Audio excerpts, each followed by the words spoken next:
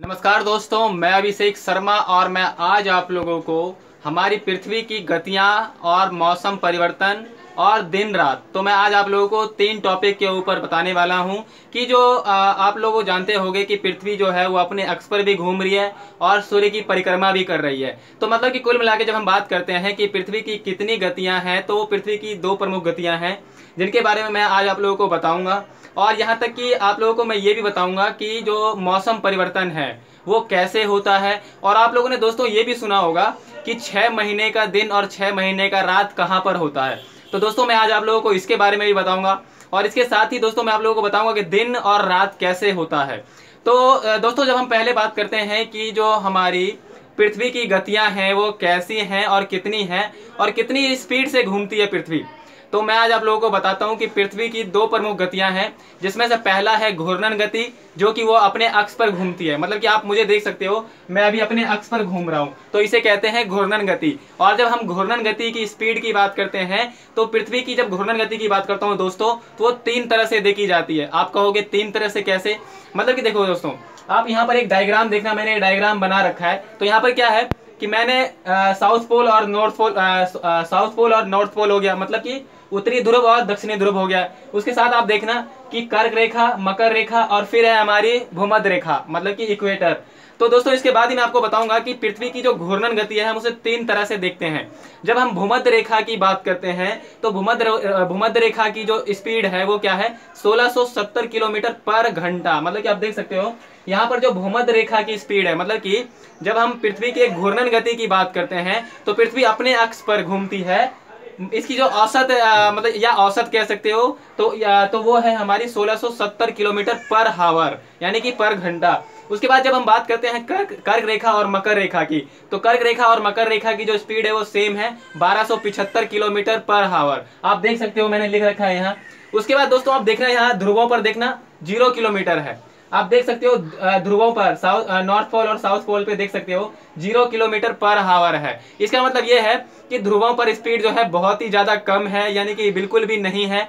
इसलिए आप इसको 3 भागों में देख सकते हो। वैसे तो अगर आपसे पूछा जाए कि पृथ्वी की घूर्णन गति क्या है, तो आपको बोलना होगा कि 1670 किलोमीटर पर हावर, क्योंकि आप मतलब कि कर्क या मकर रेखा जब पूछा जाएगा तब आप बोलना। वैसे तो आप औसत इसकी घूर्णन स्पीड की बात करोगे तो वो है 1670 किलोमीटर पर हावर। तो ये थी दोस्तों घूर्णन गति। अब इसके बाद हम बात करते हैं कि परिक्रमण गति क्या है। तो दोस्तों अभी तो मैंने आपको अपने अक्ष पर घूमकर बताया कि ये है घूर्णन गति। और अब देखो कि जैसे कि मान लो ये मतलब कि मैं पृथ्वी हूँ, मतलब मैं अपने अक्ष पर घूम रहा हूँ। तो अब क्या है कि मैं घूमते घूमते सूर्य की चक्कर काट रहा हूँ। मतलब कि आप देखना कि अभी मैं अपने अक्ष पर घूमते घूमते मैं इधर से आप लोगों को कैमरे में मैं आप लोगों को इधर से आता हुआ दिखूंगा, घूमते घूमते मैं ऐसे आ गया हूँ। तो यही है दोस्तों परिक्रमण गति। मतलब कि क्या है कि घूर्णन गति का मतलब है अपने अक्ष पर घूमना, और परिक्रमण गति मतलब कि सूर्य के चारों तरफ घूमना। तो यह है परिक्रमण गति। और जब दोस्तों हम बात करते हैं कि परिक्रमण गति कितनी मतलब तेज है पृथ्वी की, तो वो है दोस्तों 1,07,000 किलोमीटर पर हावर, यानी कि 1,07,000 पर घंटा। आप सोच सकते हो कि कितनी तेज से घूमती है। मतलब पृथ्वी तो अपने अक्ष पर भी तेजी से घूम रही है और साथ में परिक्रमण गति भी इसकी तेज है। सोचो जरा, 1,07,000 किलोमीटर पर हावर, और हमें थोड़ा सा भी मतलब एहसास भी नहीं होता, हमारी बाल तक नहीं हिल पाती है इस घूर्णन और परिक्रमण गति के कारण। सोचो जरा ऐसा क्यों है? तो वो आप लोगों को गुरुत्वाकर्षण बल के कारण ऐसा होता है, वरना अगर यहाँ ग्रेविटी नहीं होती, गुरुत्वाकर्षण बल नहीं होता, तो शायद अभी हम ना मतलब स्थिर लाइफ नहीं जी पाते। मतलब कि एक कहते हैं मतलब स्थिर लाइफ, स्थिर जीवन नहीं जी पाते। तो दोस्तों यही थी पृथ्वी की दोनों गतियां, घूर्णन गति और परिक्रमण गति। और घूर्णन गति की मैंने आपको स्पीड के बारे में बता दिया है, 1670 किलोमीटर पर हावर। और परिक्रमण गति की जब हम बात करते हैं तो वो है 1,07,000 किलोमीटर पर हावर। अब दोस्तों इसके साथ अब आप लोगों को मैं बताऊंगा कि मौसम परिवर्तन कैसे होता है। और हमारे जो उससे पहले आप लोग दिन रात आप लोग समझ जाओगे, जब आप मौसम परिवर्तन जान जाओगे तो दिन रात आपको आसानी से समझ में आ जाएगा। उसके बाद दोस्तों आपको मैं यही बताऊंगा कि 6 महीने का दिन और 6 महीने का रात कहां पर होता है। तो आप लोगों को बिल्कुल ही अचंभित होगा कि क्यों होता है। जैसे कि आप देखना दोस्तों, यहाँ पर ये जो डायग्राम मैंने बना रखा है, तो ये डायग्राम में आप लोगों को साफ पता चल जाएगा कि जो हमारे मौसम परिवर्तन है वो कैसे होता है। देखा जाए तो दोस्तों जब हम आपको पता ही है कि अभी मैंने घूर्णन और परिक्रमण गति इसलिए बताया है क्योंकि आपको एक बात बता दूं, जब हम दिन रात की बात करते हैं तो घूर्णन गति के कारण दिन होता है, मतलब दिन रात होती है। और जब हम परिक्रमण गति की बात करते हैं तो इससे हमारे मौसम परिवर्तन होता है। दोस्तों अगर मान लो कि अभी मैं मतलब कि आप एक बॉल ले लो, मतलब कि ये एक बॉल है, मतलब कि आपको मैं दिखा रहा हूँ, इधर देखना। मान लो कि ये बॉल, ये मान लो पृथ्वी है, और ये जो है ये मैं एक टॉर्च बना रहा हूँ, और आप देखना कि अब ये टॉर्च, मतलब कि टॉर्च से मैंने लाइट मारा, टॉर्च को ऑन कर दिया, तो क्या है, पृथ्वी की जो आधी भाग है, आधी भाग जो है, आधी भाग पर ये लाइट पड़ेगी, और क्या है, इधर दिन होगा, मतलब इधर होगा डे। और जब इधर बॉल के उस तरफ या पृथ्वी के उस तरफ लाइट नहीं जा पा रही है तो उधर क्या होगा, नाइट।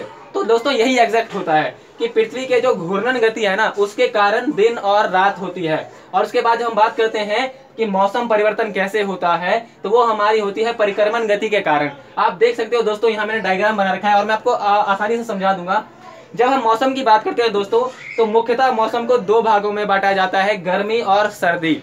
तो आप देखना, और हमने लेकिन यहाँ 4 डेट आपको याद रखने होंगे। 4 डेट वो कौन से हैं, आपको आसानी से याद हो जाएगा। और आप देखना यहाँ दोस्तों कि जो 21 मार्च है, 21 मार्च, 21 जून, 23 सितंबर और 22 दिसंबर। तो दोस्तों जब हम बात करते हैं कि आप लोग देखते होंगे, आप लोगों को मैं इतना ही बता दूंगा कि आप तुरंत, मतलब अगर किसी व्यक्ति से, कोई व्यक्ति आपसे पूछता है कि सर्दी का मौसम भारत में कब आता है और कितने तारीख को आता है, तो आप एग्जैक्ट तारीख बता सकते हो कि हाँ कब आता है, कब तक रहता है। तो दोस्तों आप देखना, आपको पता ही होगा कि हमारी जो पृथ्वी है, परिक्रमण गति में उससे, मतलब कि आपको पता ही होगा कि हमारी जो पृथ्वी है वह 23.5 डिग्री अपने अक्ष पर झुकी हुई है, और वो झुकी हुई होने के कारण भी परिक्रमण करती है और घूर्णन करती है। तो क्या है दोस्तों कि देखो 23.5 डिग्री झुकी है हमारी पृथ्वी, आप देख सकते हो, मैंने यहाँ 23.5 डिग्री मतलब कि झुकी हुई है, आप देख सकते हो, मैंने 23.5 डिग्री झुका रखा है पृथ्वी को। और अब हम बात करते हैं कि मतलब कि मौसम कैसे परिवर्तन होता है।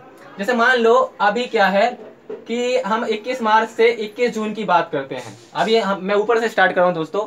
21 मार्च से 21 जून की जब हम बात करते हैं, तो 21 मार्च से 21 जून में आपको पता होगा कि जो हमारी उत्तरी ध्रुव है वो क्या है, कर्क रेखा जो है वो क्या है, सूर्य की तरफ झुक जाती है। या यूं कहूं कि 21 मार्च से 21 जून के बीच में जो हमारी सूर्य की प्रकाश है वो हमारी कर्क रेखा पर पड़नी चालू हो जाती है, समझे।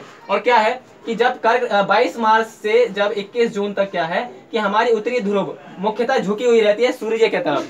मतलब कि अगर आप 21 मार्च से 21 जून की बात करते हो तो इस अवस्था को हम उत्तरी अयनांत कहते हैं, मतलब कि उत्तरायण कहते हैं, उत्तरी अयनांत कहते हैं। इसमें क्या है कि 21 मार्च से 21 जून तक आपको पूरी तरह से गर्मी का मौसम रहेगा। मतलब कि अगर आपसे कोई पूछे कि ग्रीष्म काल कब शुरू होगा और कब तक रहेगा, तो ग्रीष्म काल की जब हम बात करते हैं तो 21 मार्च से आरंभ होता है और 21 जून तक तो रहता ही रहता है। उसके बाद दोस्तों जब हम बात करते हैं कि उसके बाद दोस्तों आप लोग देखना कि 21 मार्च से 21 जून और 23 सितंबर तक, मतलब कि आप इधर आधे भाग पर देखना कि उत्तरी ध्रुव जो है, उत्तरी ध्रुव पर लाइट पहुंच रही है। और यहाँ पर आप देखना कि उत्तरी ध्रुव पर ना 6 महीने तक, अभी उत्तरी ध्रुव किधर है, उत्तरी ध्रुव जो है वो उत्तरी ध्रुव सूर्य की तरफ झुकी हुई है। तो क्या है कि 6 महीने तक ये झुकी रहेगी।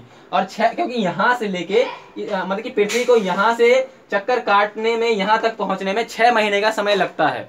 और इसलिए उत्तरी ध्रुव जो है वो सूर्य की तरफ झुकी हुई है, और सूर्य की तरफ झुकी होने के कारण क्या है कि जो 6 महीने का दिन होता है वह उत्तरी ध्रुव पर होता है, और जो 6 महीने की जो रात होती है वो दक्षिणी ध्रुव पर, क्योंकि दक्षिणी ध्रुव पे आप देख सकते हो कि प्रकाश पहुंच नहीं पा रही है। क्यों?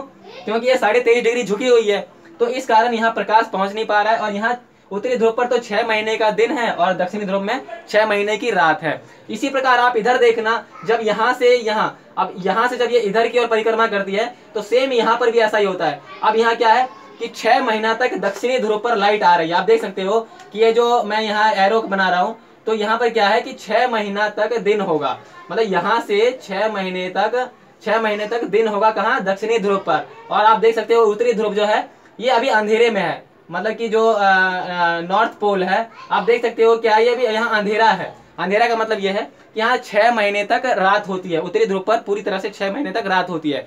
फिर और इससे एक और जुड़ी बात मैं बताऊंगा आप लोगों को कि इसलिए तो हमारे नॉर्थ पोल में जो है क्या कहते हैं, बर्फ जमे हुए हैं। क्यों? क्योंकि वहां पर सूर्य की प्रकाश पहुंच नहीं पाती है 6 महीने तक, तो इसलिए वहां बर्फ वगैरह जम जाता है, वहां का टेम्परेचर बहुत ही माइनस में होता है। तो दोस्तों अब आपको मैं याद बताऊंगा कि 21 मार्च से 21 जून को हम कहते हैं उत्तरायण कहते हैं, उत्तरायण कहते हैं 21 मार्च से 21 जून को।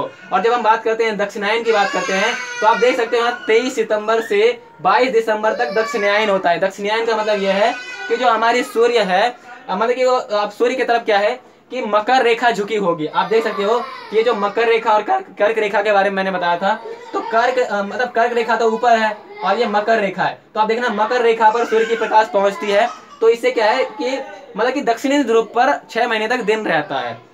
और इसके बाद दोस्तों हम बात करते हैं कि जब सूर्य 21 मार्च से 21 जून तक क्या है, गर्मी का मौसम रहेगा। फिर आपके 21 जून से 23 सितंबर तक क्या है कि आपको थोड़ा सा बसंत का मौसम होगा, ऑटमन का मौसम होगा, जहां पर आप देखोगे कि तरह तरह के फूल या जो भी हो वनस्पतियां वगैरह खिलती हैं। तो यहाँ से तो यहाँ तक गर्मी, यहाँ से यहाँ तक का ग्रीष्म का मतलब वो क्या कहते हैं बसंत ऋतु। अब उसके बाद जब हम बात करते हैं 23 सितंबर से 22 दिसंबर तक, दोस्तों आपको मैं बता दूं कड़ाके की ठंड पड़ती है, या यूं कहूं कि 23 सितंबर से जो शीत ऋतु होती है वो चालू हो जाती है। और ठीक जब हम 22 दिसंबर से 21 मार्च की बात करते हैं, तो इस मौसम में भी क्या होता है कि देखा जाए तो हाफ वसंत ऋतु होती है, मतलब कि यहाँ का भी मौसम जो है एक तरह से संतुलित रहता है।